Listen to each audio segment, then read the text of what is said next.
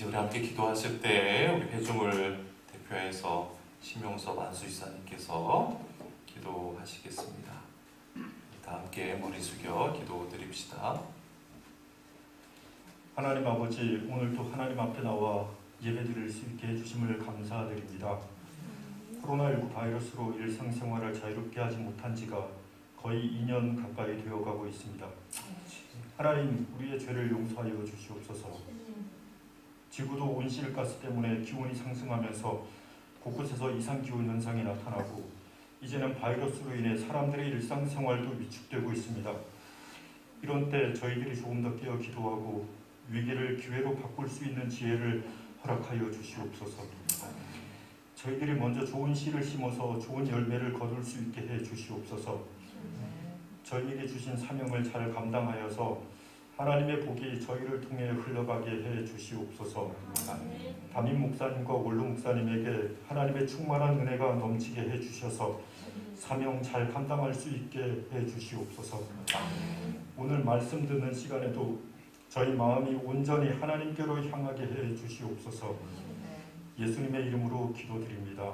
아멘.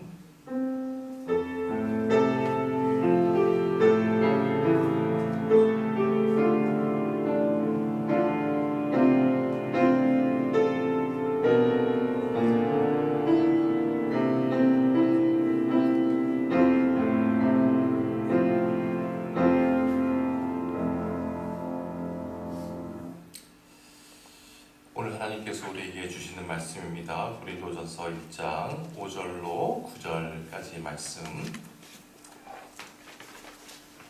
함께 한 목소리로 공독해 보십시다. 시작.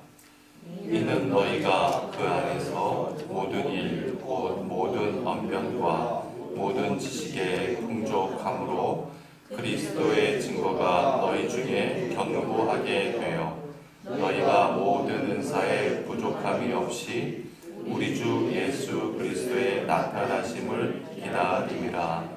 주께서 너희를 우리 주 예수 그리스도의 날에 책망할 것이 없는 자로 끝까지 견고하게 하시리라. 너희를 불러 그의 아들 예수 그리스도 우리 주와 더불어 교제하게 하시는 하나님은 미쁘시도다. 바울은 2차 전도여행을 하는 중에 고린도에서 1년 6개월을 머물면서 그곳에서 최선을 다해 하나님의 복음을 선포하고 말씀을 가르쳤습니다. 그리고 하나님의 교회도 세웠습니다. 그런데 그토록 믿었던 고린도 교회가 어느새 세속화되어서 여러 가지 문제로 교회 안에서 다툼이 생기고 분쟁이 일어났다는 가슴 아픈 소식을 듣게 되었습니다.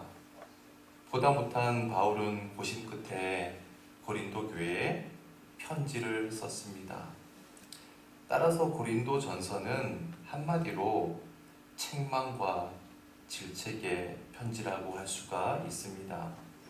그런데 바울은 편지의 본론이라고 할 수 있는 4절부터 하나님께 감사하는 것으로 시작했습니다.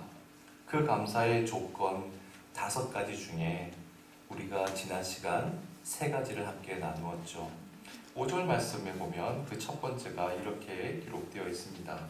이는 너희가 그 안에서 모든 일, 곧 모든 언변과 모든 지식에 풍족함으로. 여기 나오는 모든 언변과 모든 지식에 풍족함으로, 이것을 원문 그대로 직역을 하면 하나님의 모든 말씀과 모든 능력에 부유함으로 라는 뜻이라고 했습니다. 바울이 볼 때 세상 사람들은 인생을 의미 없이 탕진하고 흩날려 보내지만 고린도 교회 교인들은 하나님의 말씀과 능력에 있어서 넉넉했다는 겁니다. 즉 부유했다는 것이죠. 그래서 그들의 인생을 값지게 건져 올리고 있었음에 감사했던 겁니다. 두 번째 감사의 조건은 6절 말씀입니다. 그리스도의 증거가 너희 중에 견고하게 되어. 여기서 그리스도의 증거는 그리스도에 대한 증거, 즉 복음을 의미한다고 했죠. 고린도는 타락과 음란의 도시였습니다. 그 타락의 도시 한복판에 살고 있던 고린도 교회 교인들이 자신이 전해준 복음을 진지하게 받아들이고 그 복음이 뿌리 내렸다는 것, 또한 견고하게 되었다는 것, 그것에 대해서 감사했습니다. 세 번째 감사의 조건은 7절 상반절이에요. 너희가 모든 은사에 부족함이 없이. 이 문장의 시제가 과거라 그랬어요? 현재라 그랬어요? 현재형이라고 했죠. 현재형으로 기록되어 있다고 했어요. 바울이 볼 때 고린도 교회 교인들이 모든 면에 걸쳐서 하나님의 은사가 지금도 현재에도 부족함이 없음으로 인해서 내가 하나님께 감사한다는 겁니다. 그리고 여기 나오는 은사가 뭐라 그랬어요? 은사는 은혜라고 했죠. 하나님께서 베풀어 주신 은혜라고 이야기했습니다. 그러니까 이 말씀을 풀이하면 바울이 볼 때 고린도 교회 교인들이 지금은 잠시 진리의 자리에서 비껴나 있지만 그럼에도 불구하고 하나님께서는 그들을 여전히 믿고 계신 그 은혜로 인해서 감사하다는 겁니다. 자, 이제 오늘 본문 말씀을 봅시다. 7절 하반절이에요.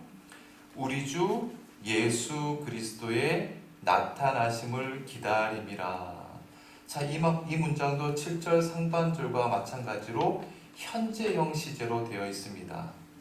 여기에서 나타나심, 나타나다라고 하는 헬라어 동사가 아포칼립시스라고 해요. 한번 따라서 해봅시다. 아포칼립시스. 여러분, 요한계시록이 헬라어로 뭐라고 하냐면 아포칼립시스라고 해요. 요한계시록. 따라서 이 단어의 뜻은요, 계시라는 뜻을 갖고 있습니다. 계시. 그리고 베일을 벗긴다. 베일을 벗긴다. 그리고 감추어졌던 것을 만천하에 펼친다. 아포칼립스의 뜻이 뭔지 같이 한번 얘기해 볼까요? 시작. 계시, 베일을 벗긴다. 감추어졌던 것을 만천하에 펼친다. 여러분, 그렇다면 여기서 말하는 예수 그리스도의 나타나심이라는 것은 무엇을 말할까요? 예수 그리스도의 무엇을, 어떤 감추어진 것을 만천하에 알려준다는 것일까요?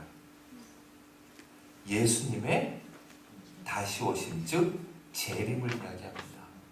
예수님의 재림, 즉 재림을 기다린다는 거예요. 그러니까 7절 하반절을 풀이하면 우리 주 예수 그리스도의 뭐를 기다려요? 재림을 기다림이라가 돼요. 또한 여기서 이 기다린다라고 하는 말은요, 헬라어로 파루시아라고 하는데 그냥 가만히 기다리는 게 아니라요, 열렬히 기다리는 거예요. 어떻게 기다려요? 열렬히 기다린다는 겁니다. 열렬히 기다리는 거예요.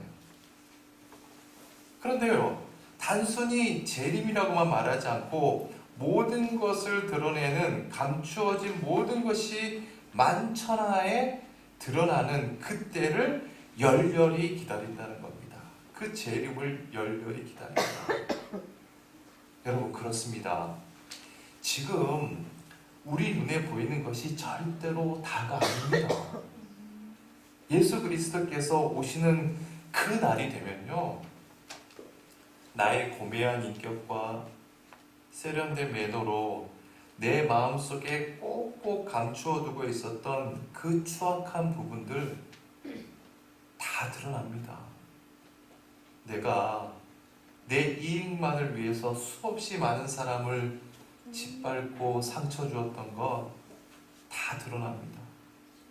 내가 남몰래 진리를 쫓아 살려고 하다가 억울한 일을 당한 것, 나의 억울했던 것 다 드러납니다.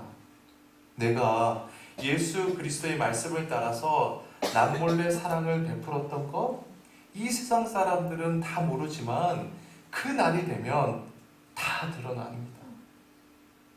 그렇다면 여러분, 우리가 언제 참다운 그리스도로 살아갈 수 있는가?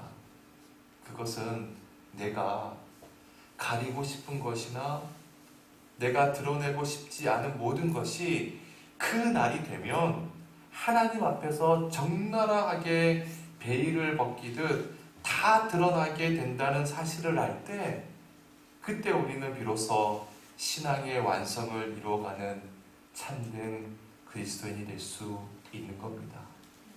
중요한 것은 지금 고린도 교회는 잘 못하고 있어요. 본 자리에서 이탈한 겁니다. 왜 이탈한 거예요? 마지막 날, 그날 하나님 앞에서 다 드러나게 된다는 그 사실을 망각했다는 거예요. 그런데 바울은 지금 현재형으로 너희들이 주님의 나타나심을 기다리고 있다라고 하면서 칭찬하면서 감사하고 있는 겁니다. 자, 그러면 바울이 이렇게 말하는 진짜 이유가 뭘까요? 그건 고린도 교회 교인들 중에 진짜 이와 같은 믿음으로 살아가는 사람이 한두 사람이라도 있었기 때문일 수도 있어요. 그런데 그거보다는 궁극적으로 고린도 교회가 그렇게 하지 않으면 안 된다는 당위성을 현재형으로 확인시켜주고 있는 겁니다. 그러니까 여기서 우리는 고린도 교회 교인들에 대한 바울의 깊은 사랑을 우리는 알게 되는 것이죠. 여러분, 곰곰이 한번 생각해 보세요. 우리의 믿음의 선배들, 성경에 나오는 순교자들이 있잖아요. 스데반 집사님, 사도 베드로, 사도 요한, 사도 바울. 우리 가까이 우리 한국의 믿음의 선배들 중에 우리가 대표적으로 손꼽는 주기철 목사님, 손양훈 목사님. 그들은 어쩌면 세상의 관점으로 보면 제일 불쌍한 사람들 아닙니까?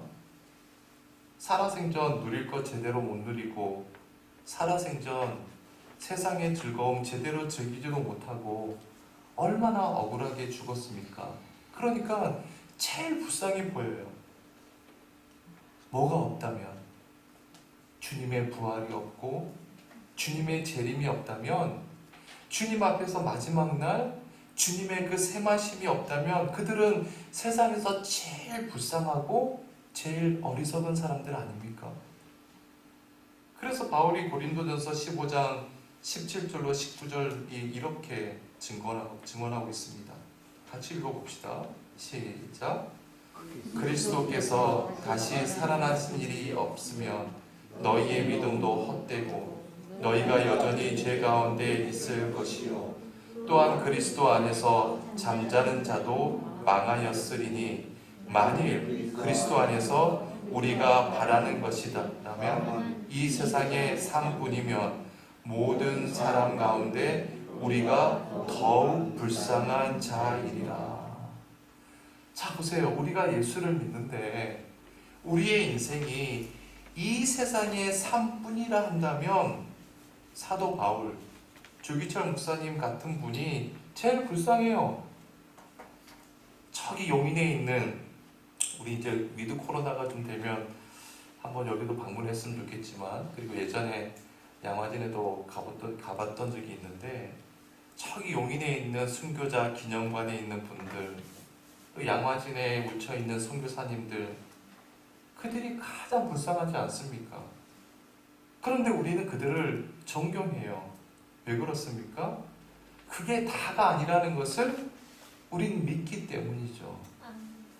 그런데요, 우리가 얼마나 이중적이냐 하면 주기철 목사님이나 손양훈 목사님, 그리고 양화진 선교사 묘지에 묻혀있는 그분들의 이름을 보고 그분들을 기리고 존경은 합니다. 하지만 우리는 마치 이 세상의 삶이 전부인 것처럼 살아가잖아요. 얼마나 이중적이에요. 자, 그럼 누가 불쌍해요? 우리가 불쌍한 거죠. 하나님이 보신다면 우리가 제일 불쌍한 사람들인 거예요. 하나님을 믿는다고 하면서 마치 이 세상의 삶이 다 이것처럼 살아가고 있으니 말입니다. 지금 고린도 교인들이 그 부분에 대해서 혼란이 일어난 거예요. 그런데 바울은 그럼에도 불구하고 그들을 믿어주시는 하나님으로 인해서 감사하고 또한 그들이 그리스도 안에서 그렇게 될 것을 현재형으로 당일성을 일깨워주면서 감사하고 있는 겁니다. 자, 마지막 5번째 감사입니다. 8절 말씀이에요. 주께서 너희를 우리 주 예수 그리스도의 날에 책망할 것이 없는 자로 끝까지 견고하게 하시리라. 자, 이 문장은 과거형이에요? 현재형이에요? 미래형이에요? 그렇죠. 미래형입니다. 자, 처음에는 과거형으로 감사를 했잖아요. 5절에 보면 5절이 뭐라고 말씀합니까? 이는 너희가 그 안에서 모든 일, 곧 모든 언변과 모든 지식에 풍족함으로 너희들이 하나님의 모든 말씀과 모든 능력에 부유했었음을 감사했어요. 과거형이죠. 두 번째도 과거형이에요. 6절 그리스도의 증거가 너희 중에 견고하게 되어 그리스도에 대한 복음이 뿌리 내리고 견고하게 되었음에 대한 감사, 과거형이죠. 세 번째, 네 번째는 현재형으로 감사했어요. 7절 너희가 모든 은사에 부족함이 없이 그리고 우리 주 예수 그리스도의 나타나심을 기다립니다. 모든 면에서 하나님의 은혜가 부족함이 없음으로 인해서 감사하고 고린도 교회 교인들이 주님의 나타나심을 기다리고 있음에 대한 현재형의 감사였던 거예요. 마지막으로 미래형으로 너희들이 지금은 잘 못하고 있지만 그러나 주님 오시는 날, 그날, 그 심판의 날 하나님께서 너희들을 견고케 해 주실 것을 믿으면서 감사하고 있는 겁니다. 자, 여기서 8절에 이렇게 시작해요. 주께서 그러니까 주어가 주께서이고 너희를 우리 주 이렇게 나가잖아요. 그래서 얼른 보면 주께서가 예수 그리스도로 생각할 수 있어요. 예수님. 그런데 바로 그 뒤에 9절에 보면 9절을 봅시다. 너희를 불러 그의 아들 예수 그리스도 우리 주와 더불어 교제하게 하시는 하나님은 미쁘시도다. 거기 하나님에다가 공표를 쳐보세요. 여러분 성경책에 한번 공표를 쳐보시면 좋을 것 같아요. 하나님에다가 공표를 치시고 8절 제일 앞에 나오는 단어 주께서 주에다가 공표를 쳐보세요. 그리고 그 두 개를 연결시켜 보십시다. 8절에 주와 9절에 하나님을, 그러니까 8절에 주께서는 정확히 말하면 누구예요? 하나님이 되는 겁니다. 하나님. 그러니까 주께서는 하나님께서라는 것을 의미해요. 그러니까 혼돈하시면 안 됩니다. 하나님께서. 자, 그러니까 하나님께서 예수 그리스도 안에서 책망할 것이 없도록 너희를 세워주실 것을 믿는다는 겁니다. 그래서 감사하고 있는 거예요. 자, 저를 보세요. 그러니까 여러분, 우리가 이 세상을 살아가는데 내 생각과 전혀 딴 길을 걷고 있는 사람이 내 주위에 있어요.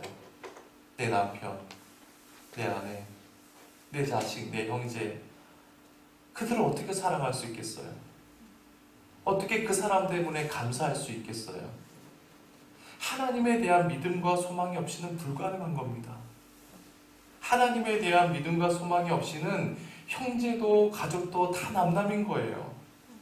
그러면 바울은 지금 이처럼 고린도 교회가 잘 못하고 있음에도 불구하고 하나님께서 너희들을 바르게 세워주실 것을 내가 알기 때문에 감사합니다 라고 말하는 것이 소위 맹목적인 신앙처럼 보입니다.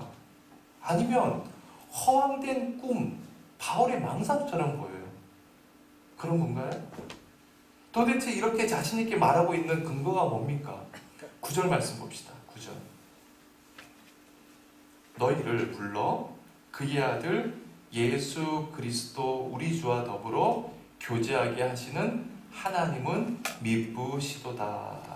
여기서 이 미쁘시도다라는 이 단어가 너무너무 중요해요. 여러분, 미쁘다는 말은요, 신실하다는 말입니다. 미쁘다가 뭐예요? 신실하다. 신실하다. 여러분, 제가 이거 여러 번 말씀드렸는데 신실이 헬라어로 뭐라 그랬어요? 그렇습니다. 피스티스예요. 피스티스. 그런데 이 피스티스는 형용사로 쓰일 때는 신실이고 명사로 하면 뭐가 되죠? 믿음이 되는 거예요. 믿음. 그러니까 여러분, 믿음이라는 단어가 성경에 나오면요, 신실이라는 말로 대입시키면 그 말씀이 훨씬 더 이해하기 쉬워요. 자, 여기 우리말 성경에는 하나님은 미쁘시도다가 제일 뒤에 나오는데 헬라어 원문에는 이 말이요, 9절 제일 앞쪽에 나와요. 그러니까 이런 거예요. 미쁘시다 하나님, 신실하신 하나님, 이렇게 시작하는 거예요. 자, 바울이 대체 뭘 믿고 고린도 교회 교인들을 하나님께서 심판날에 견고하게 세우실 것이라고 감사할 수 있는 거예요? 하나님의 신실하심을 믿기 때문이에요. 하나님은 신실한 분이기 때문이라는 거예요. 자, 그러면 그 신실하심을 바울이 어떻게 알기에 그렇게 자신만만하게 말하고 있는 겁니까? 자기 생을 보니까, 자기 인생을 돌아보니까 하나님이 신실한 것 분명한 겁니다. 나처럼 형편없는 인간도 바르게 세우시는 하나님의 그 신실하심이라면 고린도 교회 너희들 또한 분명히 바르게 세워주실 것을 믿는다는 겁니다. 자, 그러면 바르게 세워주신다는 것이 구체적으로 무엇인지 9절을 다시 한번 볼게요. 9절을 다 같이 다시 한번 읽어봅시다. 시작. 너희를 불러 그의 아들 예수 그리스도 우리 주와 더불어 교제하게 하시는 하나님은 미쁘시도다. 자, 미쁘신 신실하신 하나님께서 뭘 하시느냐 하면 너희를 불러내어서 예수 그리스도 우리 주와 더불어, 여기서 더불어는 뭐예요? 함께라는 말이죠. 함께, 우리 주와 함께 뭐 하실 정도로? 교제하게 하실 정도로 하나님은 신실하신 분이시라는 거예요. 자, 여기서 이 교제라는 말 우리가 많이 아는 단어입니다. 헬라어로 뭐라 그래요? 코이노니아라고 해요. 근데 우리 이 코이노니아라고 하는 이 말은 그저 우리가 친교 정도로 생각을 합니다. 그래서 우리가 흔히 구역 공부할 때나 뭐 예배 후에 뭐 식사를 하거나 차를 마실 때 코이노니아, 친교를 나눈다라고 하잖아요. 그런데 이 코이노니아라고 하는 이 헬라어 말은요, 코이노노스라고 하는 명사에서 파생된 말입니다. 그런데 이 코이노노스의 뜻이 동력자라는 뜻을 갖고 있어요. 뭐라고요? 동력자, 그리고 배우자, 반려자라는 뜻을 갖고 있습니다. 동력자. 따라서 코이노니아라고 하는 이 말의 참된 뜻은요, 우리가 예배 끝나고 그저 굉장히 세련된 매너로 인사하고 차 마시고 식사하는 그런 의미가 아니라 이 세상에서 그리스도를 위해서 동력하는 겁니다. 그게 코이노니아예요. 따라서 이 9절 말씀은 신실하신 하나님께서 고린도 교회 너희들을 예수님의 동력자로 삼아 주시는 것을 나는 믿고 감사하다는 겁니다. 왜요? 하나님은 어떤 분이시니까? 신실한 분이시니까. 그 신실하신 하나님께서 그 일을 반드시 이루어 주실 것을 믿기 때문에 바울이 그것을 어떻게 확신할 수 있어요? 바울 자신을 돌아보니까 나처럼 예수를 대적하던 사람도 예수님의 동력자로 불러주셨거든요. 그리고 지금도 예수님께서 바울과 동력하고 있는 거예요. 그러니까 바울이 볼 때 고린도 교인들이 아무리 잘못하고 나빠도 나보다는 더 나쁘지 않은 거예요. 나보다는 괜찮아 보이는 거예요. 따라서 그 하나님의 신실하심으로 너희들도 그렇게 해주실 것을 믿는다는 겁니다. 여러분, 우리가 오늘 이 말씀을 우리 마음속에 꼭 새겼으면 좋겠습니다. 여러분, 주위를 한번 돌아보십시오. 예수 믿지 않는다 할지라도 나보다 훨씬 더 나은 삶을 사는 사람들 많잖아요. 나보다 훨씬 도덕적이고 윤리적이고 선한 성품을 지니고 살아가는 사람들 얼마나 많습니까? 그들과 나를 비교했을 때 나는 여전히 부족해요. 형편없어 보여요. 다른 사람들은 몰라도 저는 잘 알고 있거든요. 제 자신을 잘 압니다. 그런데 나 같은 사람도 주님께서 부르셔서 예수님과 동역하게 하셨는데 그 신실하신 주님께서 예수님의 동역자로 못 세울 사람이 어디 있겠습니까? 시기의 문제일 뿐이겠죠. 예수님의 동역자로 못 세울 사람은 아무도 없습니다. 예외 없이 예수님의 동역자로 다 세워주신다는 거예요. 우리가 이 사실을 깨닫는 것이 참 중요합니다. 바울은 이처럼 신실하신 하나님 때문에 모든 것이 감사했던 거예요. 그래서 항상 감사할 수밖에 없었습니다. 왜요? 그 신실하신 하나님이 나를 통해서 예전에 저 고린도 교회 사람들을 불러주신 것이 감사한 거예요. 또한 저 사람들로 하여금 고린도 교회를 이루게 해주셔서 또한 감사해요. 지금도 하나님께서 저들이 잘못했음에도 불구하고 계속해서 믿어주시기 때문에 또한 감사해요. 또한 주님이 재림하실 때 흔들림 없는 확실한 그리스도의 사람으로 세워주실 것을 믿기 때문에 또한 감사해요. 그래서 바울은 시간과 공간을 초월해서 항상 감사할 수 있었던 겁니다.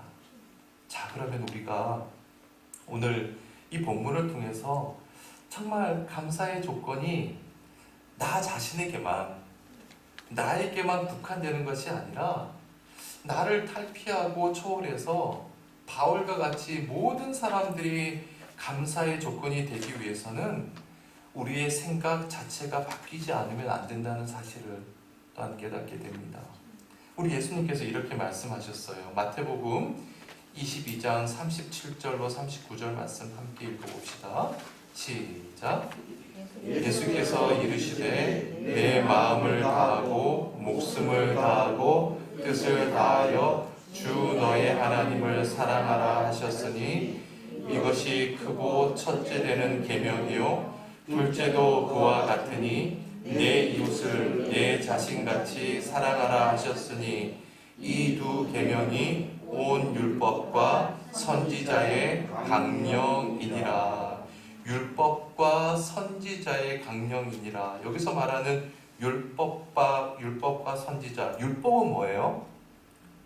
율법은 모세의 오경을 말하고 있죠. 선지자는 뭘까요? 선지서를 의미해요. 그러니까 모세오경, 선지서를 다 합치면은 구약 성경 전체를 말하는 것이죠. 즉 하나님 사랑과 이웃 사랑 이 두 계명이 성경의 강령, 즉 성경의 핵심 요체라는 겁니다. 따라서 우리는 나에게 국한된 감사의 조건을 탈피하기 위해서는 하나님 사랑과 이웃 사랑의 분명한 원칙을 우리 마음속에 새기고 실천하는 것이 정말 중요하죠. 자, 여러분 이해를 돕기 위해서 여러분 그 프린트 제일 하단에 보면 이 정삼각형의 도표가 있습니다. 한번 잘 보세요. 위쪽의 꼭지점은 나예요. 나 자신이고 아래쪽 왼쪽의 꼭지점은 하나님, 아래쪽 오른쪽 꼭지점은 사람, 이웃이라고 한번 놓고 보십시다. 여러분, 우리가 정말 균형 잡힌 건강한 참된 그리스도인이 되기 위해서는 이 나를 중심으로 해서 나와 하나님과의 관계, 그리고 나와 사람과의 관계가 바르게 대칭을 이루어야 한다는 겁니다. 어느 한쪽으로 쏠리게 되면 비대해지잖아요. 그러면 삼각형이 제대로 이루어지지 않는 거 아니겠어요? 그러면 바르고 건강한 그리스도인이라고 보기 어렵겠죠. 자, 도표를 한번 보시고 나에다가 여러분 자신을 한번 대입해 봅시다. 사실 많은 그리스도인들이 나와 하나님과의 관계는 그렇게 큰 문제가 없어요. 특히 여기 나오신 분들은 하나님과의 관계는 정말 괜찮은 것 같아요. 얼마나 하나님을 향한 믿음 다들 열심입니까? 예배 생활, 기도 생활, 헌금 생활, 봉사. 특히 한국교회 성도들은 하나님과의 관계는요, 정말 제가 볼 땐 세계 1등입니다. 최고예요. 10계명 중에 1계명부터 4계명까지는 완벽하게 실천하는 것 같아요. 그런데 그와 동시에 사람, 이웃사랑에는 많이 부족하다는 것을 또한 알게 됩니다. 왜 그럴까요? 내가 하나님 사랑의 종착역이 되기 때문에 그렇습니다. 그게 끝이라고 생각해요. 그래서 모든 감사의 조건은 나에게만 국한이 됩니다. 그런데 우리가 바른 믿음을 가지려면 반드시 오른쪽 빗금인 나와 사람과의 관계도 하나님과의 관계처럼 균형을 이루어야 한다는 거예요. 그러니까 사람, 이웃을 사랑할 때 10계명의 1계명부터 4계명 하나님에 대한 계명을 철저히 지키는 것처럼 5계명에서 10계명을 철저히 지켜나갈 때 비로소 사람 사랑, 이웃 사랑이 완성돼 가는 것이죠. 그런데 여러분, 예를 들어서 10계명 중에 8계명이 뭔지 아세요? 8계명이 뭐예요? 8계명은 도둑질하지 말라는 거예요. 사람들은 근데 이렇게 이야기합니다. 나는 남의 것을 절대로 훔친 것이 없기 때문에 8계명은 잘 지켰다라고 생각해요. 근데 여러분, 그건 대부분 나와 하나님과의 관계만 잘 되고 있다고 생각하기 때문에 그래요. 그러면 실제로 우리 한번 따져봅시다. 폭리를 취하는 것, 매점 매석하는 것, 부동산 투기하는 것, 내가 더 벌기 위해서 누구에겐가 금전적으로 피해가 가게 되는 것, 그거 다 하나님 앞에서 다 도둑질이죠. 하나님께서는요, 그런 거 절대로 용납하지 않을 겁니다. 우리 그리스도인들이 적어도 사람 사랑에 대한 분명한 원칙을 가지고 있다면 절대로 그런 짓 할 수가 없죠. 그리고 그때부터 감사의 조건은 나를 탈피해서 옆집 나무가 예쁜 꽃을 피우는 것도 감사의 조건이 되는 거예요. 그렇게 되기 위해서는 우리가 지난번에 말씀드렸듯이 하나님이 나의 아버지인 동시에 어떤 아버지가 되어야 돼요? 우리 아버지가 되는 것을 깨달아야 된다고 했죠. 그때에만 비로소 사람을 사랑하고 사람이 감사의 조건이 되는 것입니다. 자, 그러면 또 보세요. 자, 이 도표를 보고 여러 가지로 생각해 볼 수가 있습니다. 내가 중심이 아니라 하나님을 중심으로 해서 하나님 관점에서 한번 보자고요. 하나님께서는 나를 구원해 주시고 하나님께서는 나와 바른 관계를 맺어 주시길 원하세요. 그렇겠죠.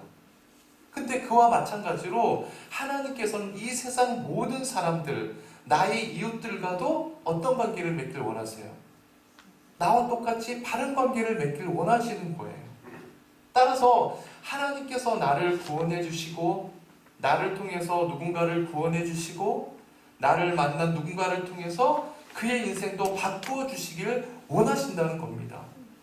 그리고 그 사람이 하나님의 은혜 앞에서 아름다운 생명의 삶을 살아가게 되면서 비록 현실은 힘들고 어렵다 하더라도 감사의 삶을 살아가게 되는 것이죠.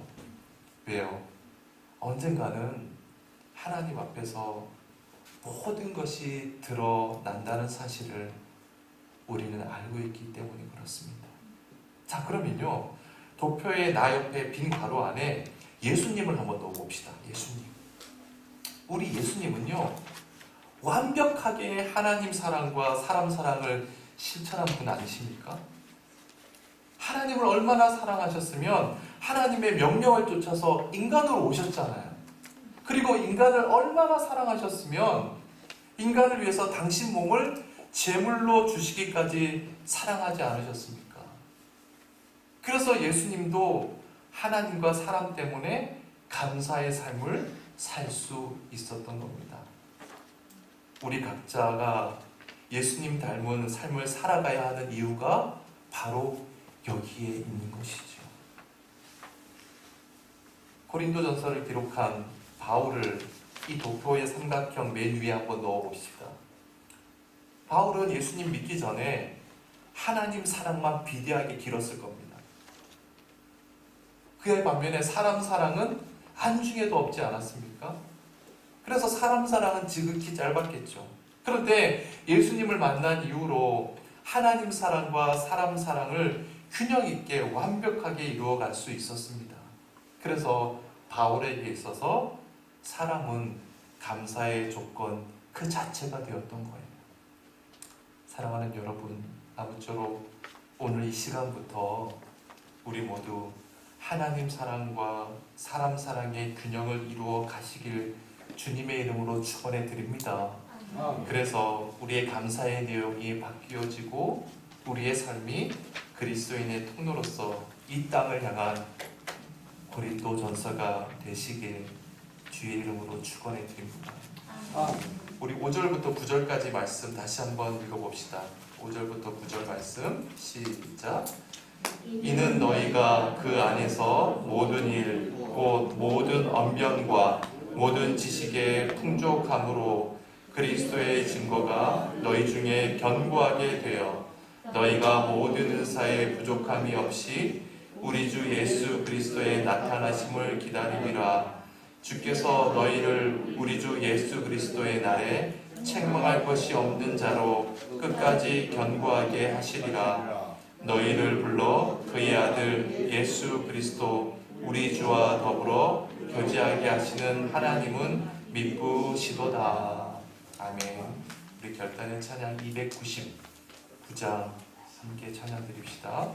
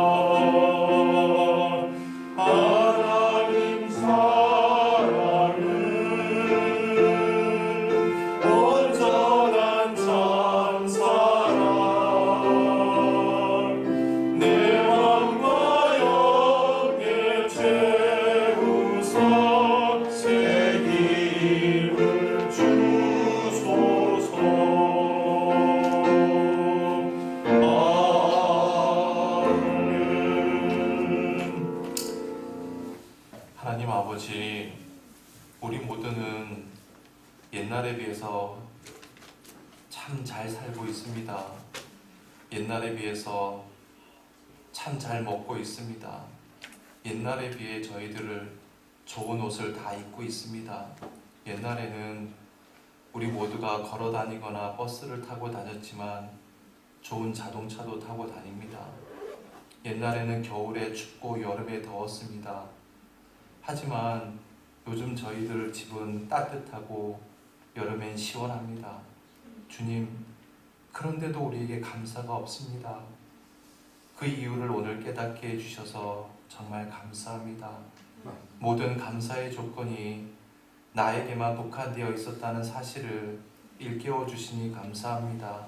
주님, 이 시간부터 우리의 생각이 바뀌어지게 도와주십시오. 사도 바울처럼 하나님의 관점으로 세상을 보게 도와주시고 예수님과 같은 하나님 사랑, 사람의 사랑이 우리의 삶의 목적이 되게 도와주십시오. 이웃집이 우리 감사의 조건이 되게 하시고 하나님이 내 감사의 근원이 될 수 있도록 도와주십시오. 주님, 만약 이 세상이 이 한 사람뿐이라면 우리가 가장 불쌍한 자이겠지만 그러나 하나님을 믿는다고 하면서도 이 세상만을 목적으로 삼는다면 더 불쌍한 자가 된다는 사실을 잊지 말게 도와주십시오.